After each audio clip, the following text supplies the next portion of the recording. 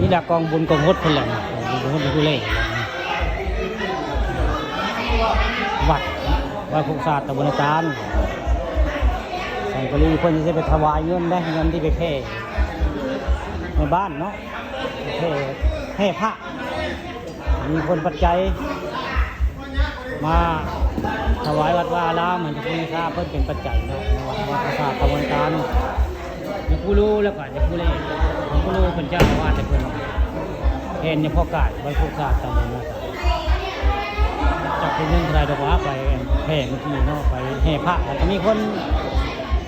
มาทานเงินทานคำให้กับคุณค่าอะไรเป็นเงินวัดเป็นว่านี่แหละใส่จ่ายเงินใส่ในวันว่าไม่ละผู้สาบยอดเงินบริจาคที่เราแห่เขาไม่ได้รู้เราให้พี่น้องในบ้านไก่ให้บริจาคทานเงินให้วันว่าเราในวันนี้ได้เงินยอดรวมทั้งสิ้น3,800 บาททั่วนะครับมูลค่าพระอาจารย์เล่แล้วก็นี่นอกจากเงินที่พี่น้องพระอาจารย์ปัจจัยได้บริจาคทานมาในครั้งนี้ครับเขาจะได้ถวายยอดเงินจากการสอยดาวจากเช้านี้นะครับ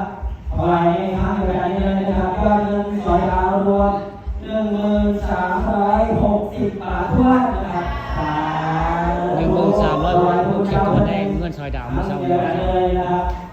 มาบ่ทันตัวข่าซาดาวซอยดาวมาบ่ทันแล้วเจ้าเรียก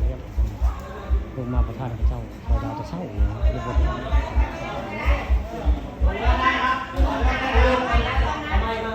นี่ก็จะมาถวายเงินให้กับคุณค่าได้บ่นี่เงินที่มัน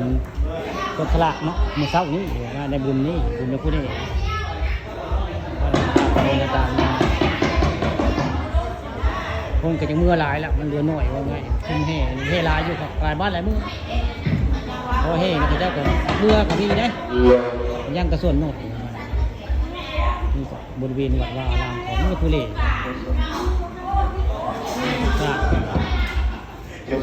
ซาต่างๆคือนี่มีมารับส่วนคือนี่ขับได้มารับส่วนด้วยก็ได้ข้าได้มามีคนรับส่วนยังสงการวันปีใหม่ไทยในครั้งนี้นะครับในสังกะรีเพื่อได้เป็น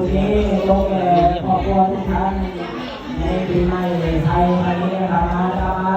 มาต้อนรับถวายพระพรเจ้าพุทธเจ้าเพื่อพร้อมกันนะครับเป็นเกียรติมงคลแก่ครอบครัวแก่ท่านทุกท่านนะครับ